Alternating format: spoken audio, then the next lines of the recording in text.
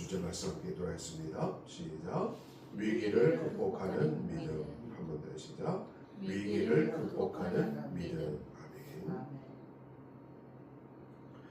오늘 디도서의 마지막 말씀으로 드리는 말씀 전하는 시간입니다.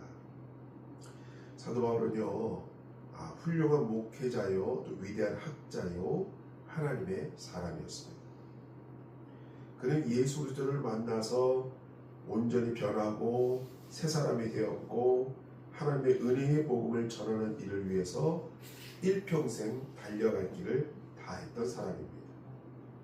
주변에서는 너무 열심히 복음을 전하니까 바울을 가리켜서 그의 많은 학문이 저를 미치게 했다 할 정도로 그럴 정도로 열심히 살았던 인물이에요.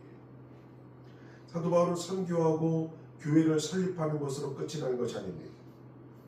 그가 이미 받은 복음의 횃불을 물려주기 위해서 믿음의 아들들에게 하나님의 교회를 돌보는 일을 맡기기 위해서 훈련시켰습니다. 그래서 쓴 것이 디모데 전후서와 디도서였습니다. 이 편지들을 흔히 목회서신이라고 합니다. 사도 바울은 가는 곳마다 동역자들과 함께 했습니다. 그래서 자기 주변에 항상 신뢰할 만한 동역자들을 두고 함께 하나님 일을 했습니다. 그 중에 몇 사람이었는데요?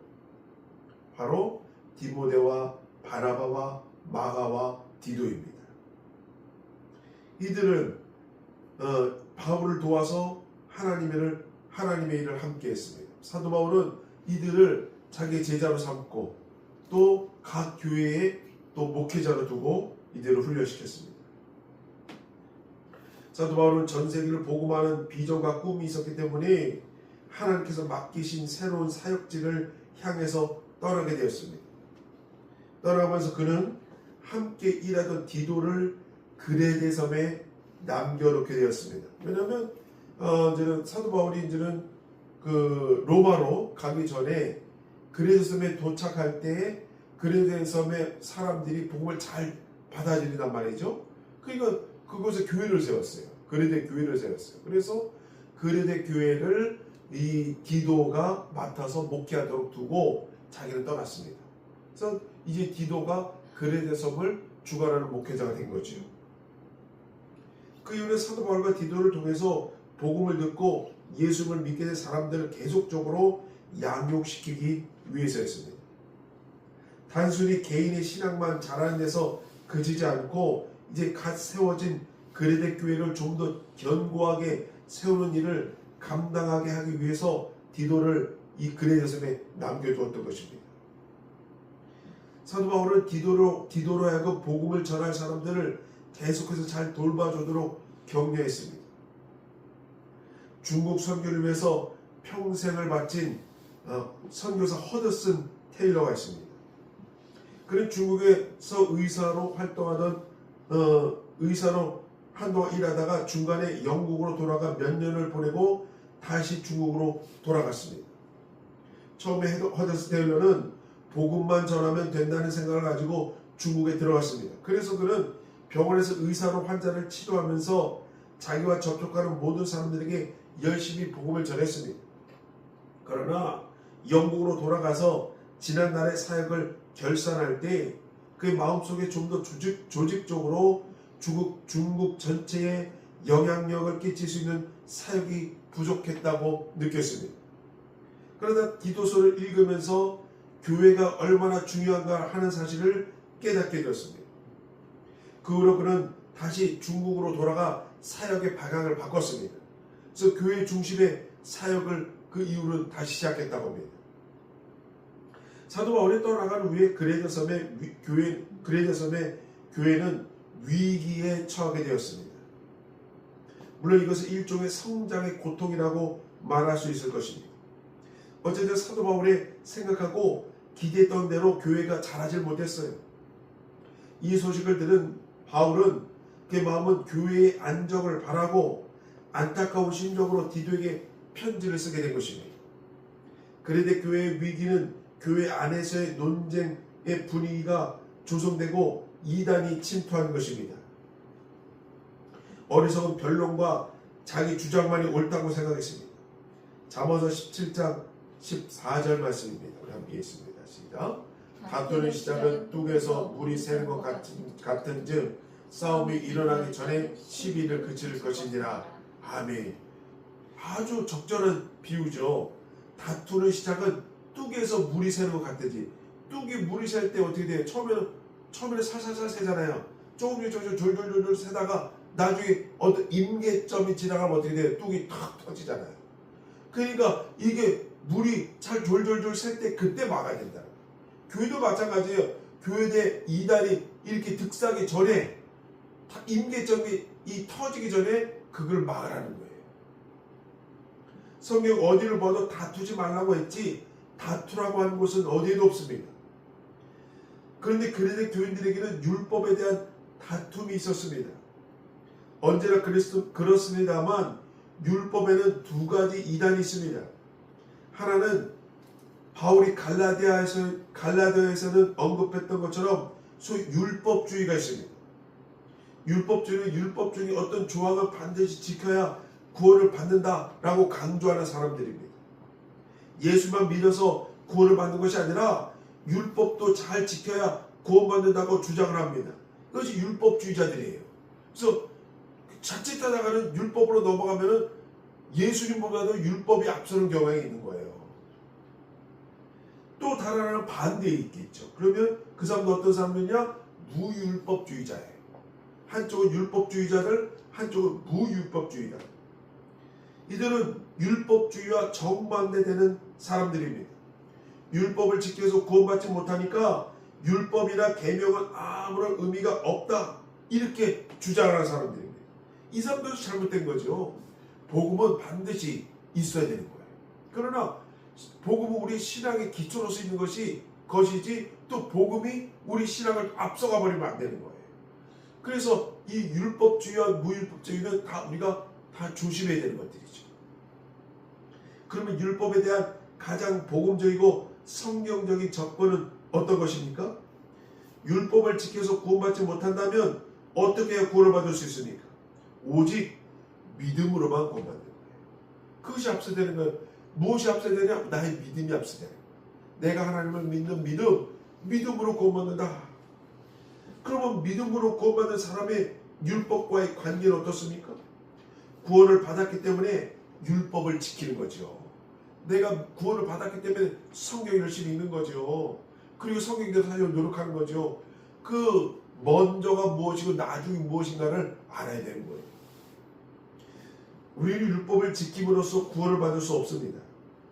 이미 율법을 깨므로써 하나님의 정죄를 피할 수가 없던 우리가 믿음으로 하나님의 은혜로 구원을 받았기 때문에 이제는 구원받은 사람으로서 하나님의 계명을 지키고자 하는 삶을 사는 것입니다.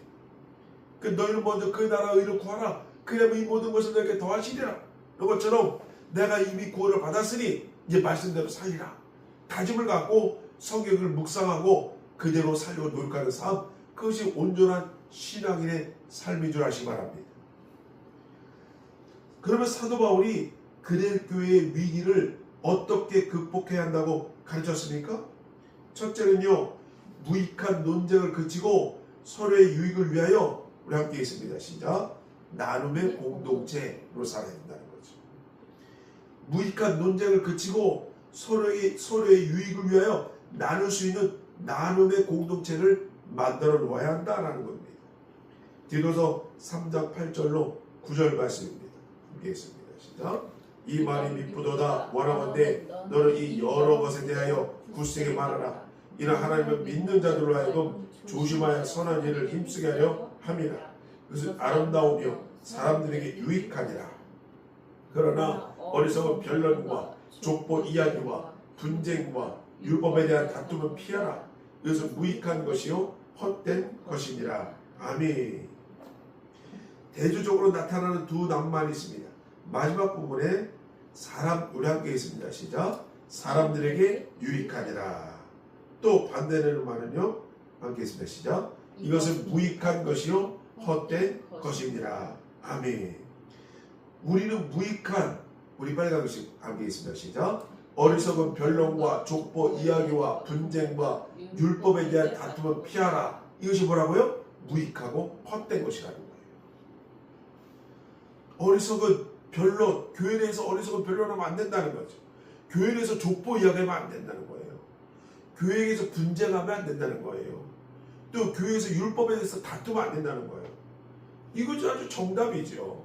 근데 지금 보면 이런 이야기들이 너무 교회 내에서 자기 사리 사욕을 말하는, 자기의 변론을 말하는 그러한 율법에 대해서 내 주장만 옳다라는 사람이 얼마나 많습니까? 그러면 안 된다는 거예요. 우리는 무익한 어리석은 변론과 족보 이야기와 분쟁과 율법에 대한 다툼은 피해야 됩니다. 무익한 것 가지고 매달리면 교회에 분열이 생기기 시작하는 거예요. 그럼 무엇이 유익한 것입니까? 바울은 정말 유익한 것은 사람들을 구원받게 해서 그것이 새로워져서 주님의 인격을 닮아가도록 해야 한다라고 말씀하고 있습니다. 그러므로 그리스도인의 영적인 성화야말로 무엇보다도 추구해야 할 가장 중요한 것입니다. 디도서의 복음의 핵심 뭐냐? 성화예요. 성화. 예수를 믿었으면 성장하고 성화해야 된다. 그것이 목적이지 변론하고 족보 이야기하고 분쟁하고 율법에 대해서 다투면 구원을 못 받는다는 거예요.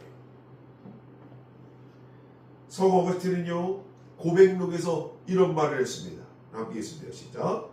본질적인 것에 관해서는 언제나 일치를, 본질적인 것에 관해서는 언제나 관용을.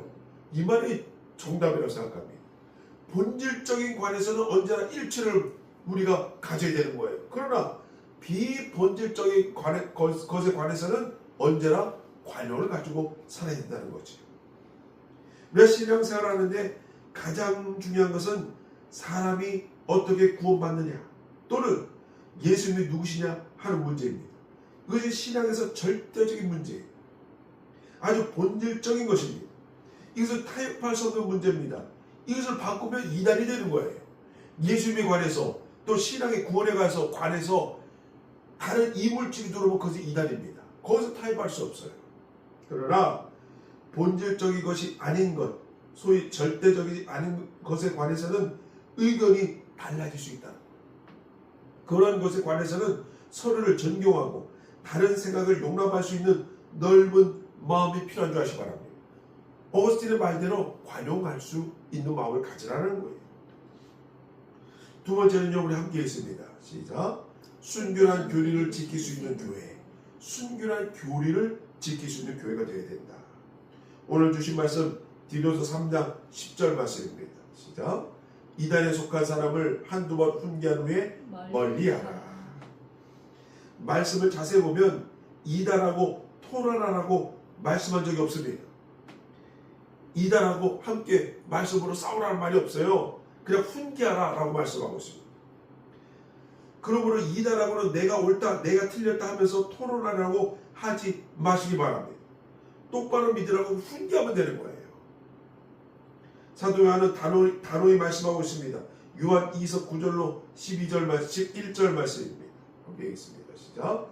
지나쳐 그리스도의 교훈 안에 거하지 아니하는 자는 다 하나님을 모시지 못하니 교훈 안에 거하는 그 사람은 아버지와 아들을 모시느니라. 누구든지 이 교훈을 가지지 않고 너에게 나아가거든 그를 집에 들이지도 말고 인사도 하지 말라. 그에게 인사하는 자는 그 악한 일에 참여하는 자임이라. 아멘. 이단에게는 뭐도 하지 말라고요? 인사도 하지 말라는 거예요.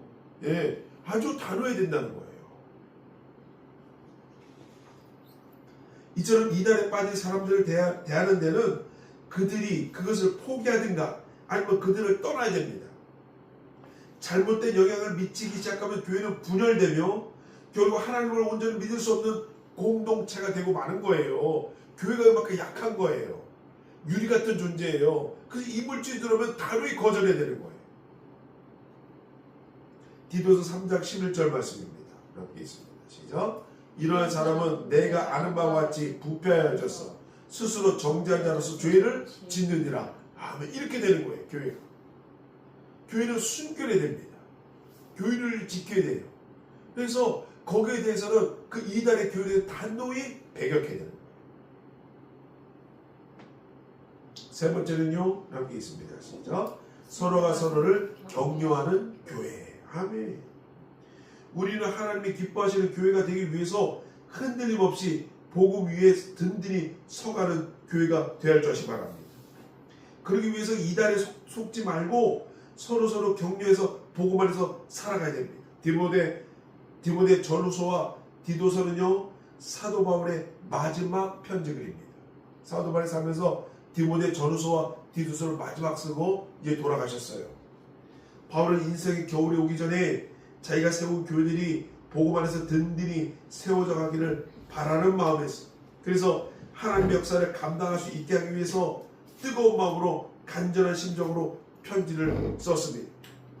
서로의 유익을 위해서 애쓰는 교회, 교회의 순결을 지키는 교회, 한 사람의 믿음을 세워주기 위해서 격려하는 교회, 사도 바울이 꿈꿔왔던 것처럼 교회의 모습처럼 우리 예담교회가 그런 교회의 모습으로 성장하기를 기도합니다. 이제 함께 기도하기 원합니다. 주님, 우리 또한 주님의 교회를 순결한 이 교회를 지키며 살 수 있는 우리가 되게 도와주옵소서. 주의 말씀을 지키며 살 수 있는 내가 되게 도와주옵소서. 그러나 그 외의 것들은 것을 우리가 관용하며 살게 하여 주옵소서. 기도하시는 저녁 되시 바랍니다. 주 한번 해주시고 함께 기도하시겠습니다. 주여, 주님 감사합니다. 우리 가운데 살아계신 하나님 붙잡아 주심에 감사합니다. 통행해 주심에 감사합니다. 주의 가운데 살 수 있는 내가 되게 도와주시옵소서. 주님 함께 해주시옵소서. 주님 역사해 주시옵소서. 우리 마음 가운데 주의 말씀을 가지고 살 수 있는 내가 되게 도와주시옵소서. 순결한 마음을 가지고 살 수 있는 내가 되게 도와주시옵소서. 믿음을